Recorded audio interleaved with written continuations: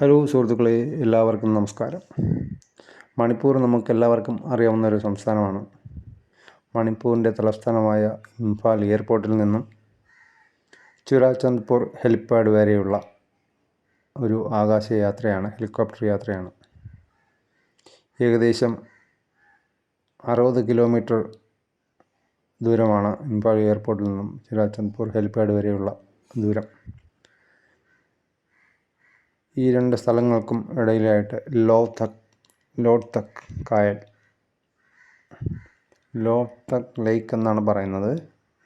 ഈ കായലിൻ്റെ മുകളിൽ കൂടെയാണ് ഈ ഹെലികോപ്റ്റർ യാത്ര ചെയ്യുന്നത്. വളരെ മനോഹരമായ ഒരു കായലാണ്.